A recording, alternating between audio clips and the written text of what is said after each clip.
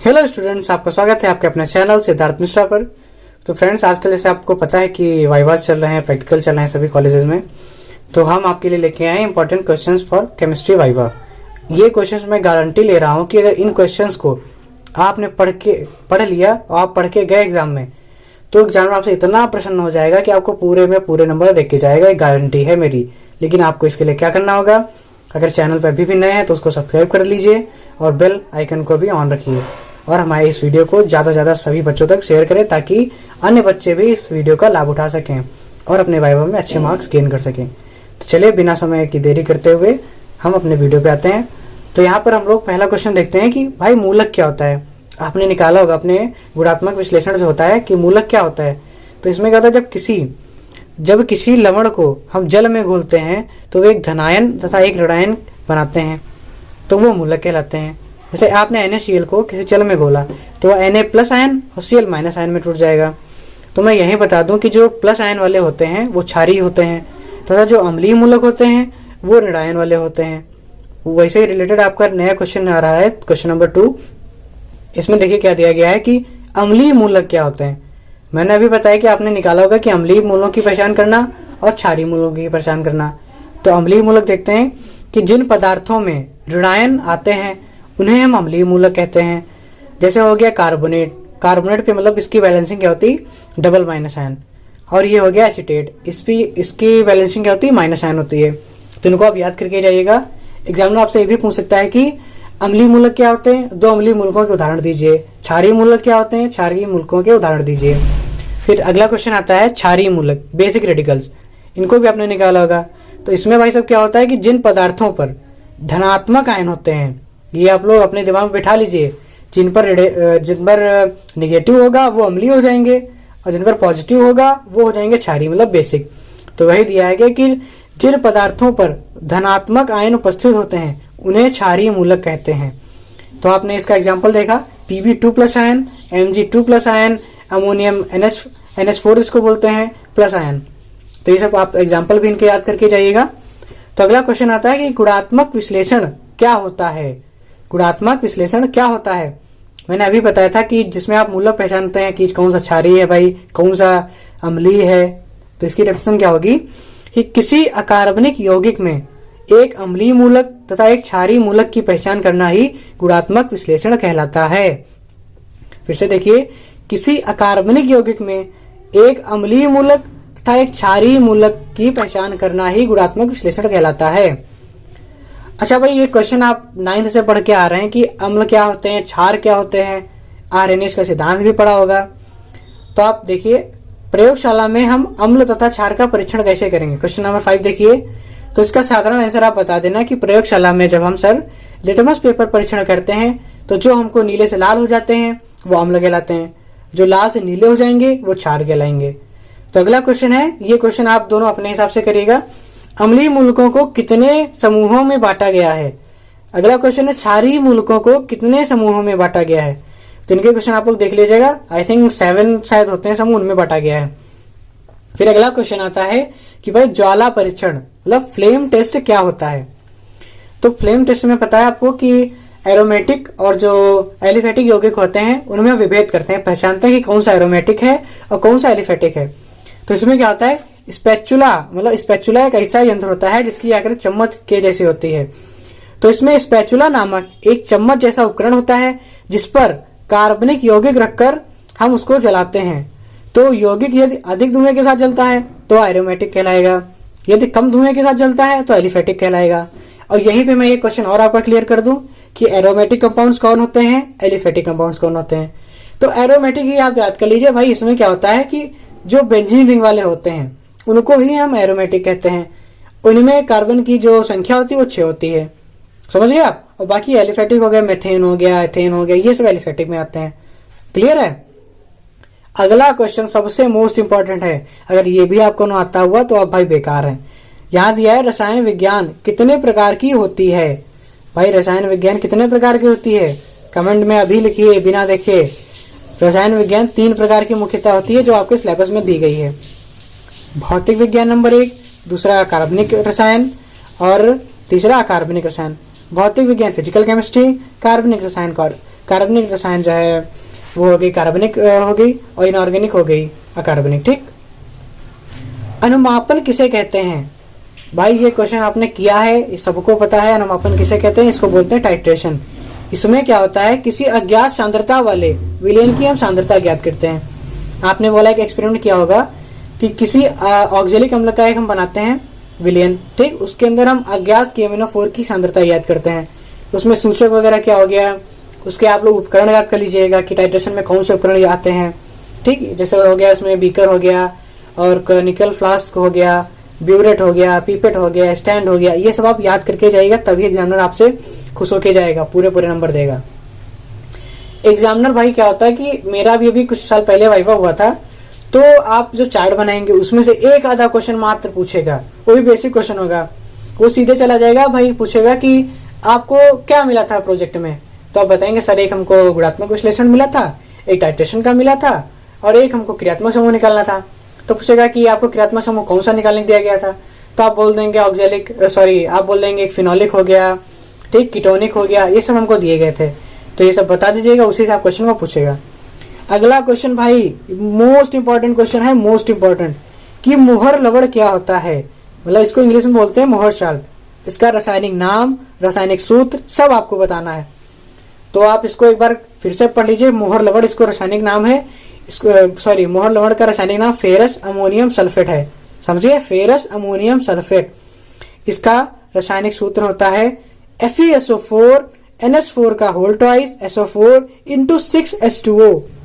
FeSO4 NH4 का whole twice SO4 into 6H2O। ये question आप रट लीजिए, एग्जामिनर 110% ये क्वेश्चन पूछेगा। इसको नहीं आपको भूलना, अगर ये नहीं बता पाए तो वो एकदम जान जाएगा कुछ भी नहीं आता है तुम्हें, समझ गए, कुछ भी नहीं आता। तो आप लोग एक बात भी याद रखिए, इस जो मतलब ये जो सीरीज आई है मेरी, इसमें आपको सिर्फ 20 क्वेश्चन याद करने हैं। इन्हीं 20 क्वेश्चन में एग्जाम में इतना प्रसन्न हो जाएगा कि अब समझ लो रसगुल्ला ही हो जाएगा वो, समझे। हाँ, तो ये क्वेश्चन आपको तैयार करके जाना है।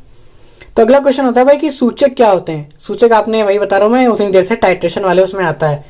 तो सूचक वे पदार्थ होते हैं जो अनुमापन में अपना रंग परिवर्तित करके अभिक्रिया के पूर्ण होने की जानकारी देते हैं। यहाँ पर जो 2 बार लिख गया उसकी कोई गलती नहीं। तो आपको याद हो गया, एक बार फिर से मेरे साथ पढ़िए। सूचक वे रासायनिक पदार्थ होते हैं जो अनुमापन क्रिया में अपना रंग परिवर्तित करके अभिक्रिया के पूर्ण होने की जानकारी देते हैं। क्या क्वेश्चन बनता है कि सूचक कितने प्रकार के होते हैं, तो मैं ये भी आपको बताऊंगा भाई, पूरी गारंटी है। 30 नंबर कहीं भी नहीं जाने आपके, बस वीडियो मन से देखना और 5 बच्चों को शेयर कर देना ताकि कुछ मेरा भी भला हो जाए। भाई जल्दी 1000 सब्सक्राइबर्स पूरे कर दो, इसी टाइप के मैं आपको पूरे वीडियोस देता रहूंगा रेगुलर। अगला क्वेश्चन होता है कि सूचक कितने प्रकार के। तो सूचक भाई 3 प्रकार के होते हैं मुख्यतः। पहला बाह्य सूचक होता है, दूसरा आंतरिक सूचक होता है, तीसरा होता है स्वयं सूचक, जो कि KMnO4 वाले में आपने लिखा होगा कि KMnO4 स्वयं सूचक है। अगला क्वेश्चन आता है कि रासायनिक तुला द्वारा कम से कम कितना भार तौला जा सकता है। क्वेश्चन नंबर 13 देखिए, रासायनिक तुला द्वारा कम से कम कितना भार तौला जा सकता है।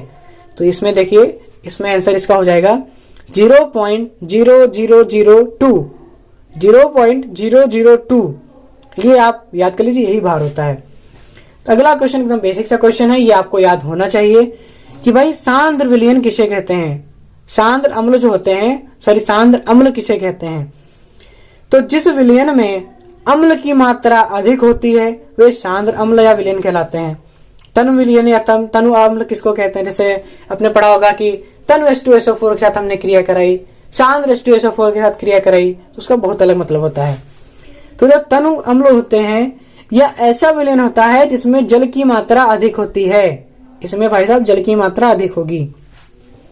तो चलिए क्वेश्चन नंबर 16 देखिए, बहुत इंपॉर्टेंट क्वेश्चन है आज का। अम्लराज किसे कहते हैं। अम्लराज किसे कहते हैं, ये क्वेश्चन आप लोग रट लीजिए, ये क्वेश्चन जरूर पूछ सकता है एग्जामिनर, अगर आपने पी ब्लॉक वगैरह से कुछ भी बनाया है तो ये उनके लिए क्वेश्चन है।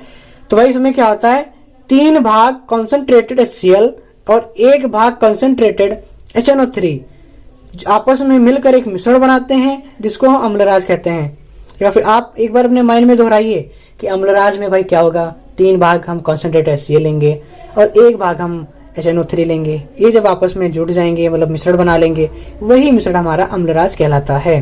देख लिया, आपको याद हो गया होगा, मैं जानता हूँ बहुत अच्छे बच्चे हैं। अब हमारे चैनल को भी सब्सक्राइब करेंगे और शेयर भी करेंगे। मैं आपसे विनती कर रहा हूँ कि जल्दी से जल्दी उनके सब्सक्राइब हमारे कंप्लीट करा दीजिए, हमें भाई थोड़ी खुशी हो कि मेहनत करते हैं। तो अगला क्वेश्चन अभी मैंने आपको बताया था कि अनुमापन टाइट्रेशन में प्रयुक्त होने वाले उपकरणों के नाम लिखिए।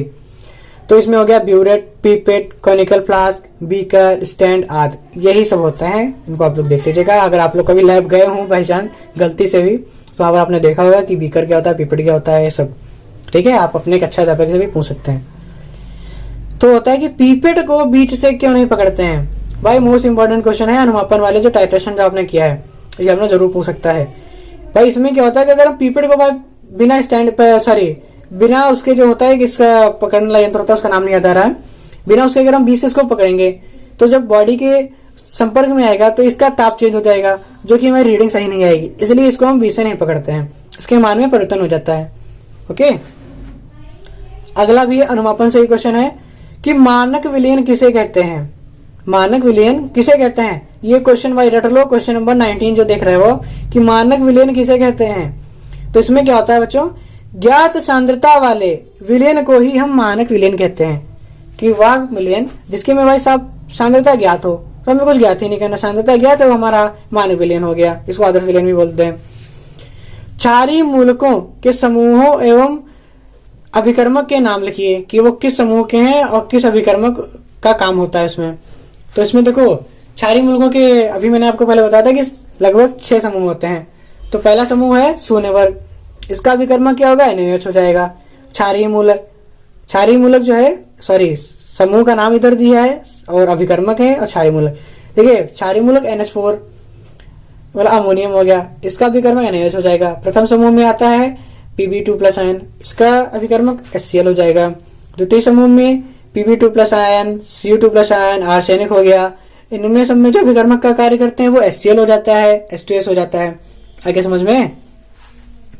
और तृतीय जो हो गया इसमें हो जाएगा एल्यूमिनियम और फेरस हो गया। इसमें देखिए क्षारीय मूलक है, सब पे प्लस बैलेंसिंग आ रही है, ये भी आप तो लोग नोट करिए। और इसका अभिकर्मक हो जाएगा NH4Cl। ठीक, चतुर्थ में आ गया भाई मोस्ट इंपॉर्टेंट, वो आपसे पूछेगा Zn किस समूह का मूलक है और इसमें अभिकर्मक कौन आता है। तो Zn भाई चतुर्थ समूह का है, उसमें अभिकर्मक H2S आता है, H2S। ठीक, पंचम समूह में आते हैं Ba2+ आयन, Sr2+ आयन, ये सब आते हैं। तो इनमें क्या होता है कि इनके जो समूह का अभिकर्मक होता है वो हो जाएगा NH4 का होल्ट है CO3। ठीक, क्या तो क्या होगा आपको। अब लास्ट हम चलते हैं षष्ठम समूह, यही अंतिम क्वेश्चन है। आप लोग विनती है एक बार फिर से अगर नए हो तो प्लीज यार सब्सक्राइब करके जाना। और मैं इतनी मेहनत करता हूँ कि जल्दी जल्दी 1K सब्सक्राइबर कंप्लीट करवा दो बस।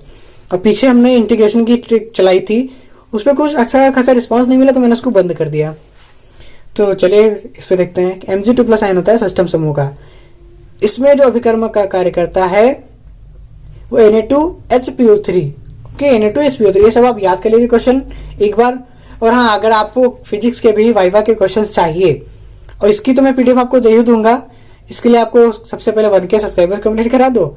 नहीं हो पाते हैं तो क्या हुआ कि आप कमेंट में सब लोग करिए, अगर 10-15 कमेंट आ गई तो मैं आपको PDF दे दूंगा। ओके, और भाई लाइक्स भी कर देना है साथ में। ठीक, और फिजिक्स के लिए आप लोग बोल दीजिएगा कमेंट में, तो मैं आपको इसका वीडियो बना दूंगा। और आपको वीडियो कैसी लगी एक बार कमेंट में प्लीज लिखिए, उससे हमको बहुत अच्छी सांत्वना मिलती है। ठीक है, चलिए वीडियो अंत करते हैं। Bye bye, tata bye bye.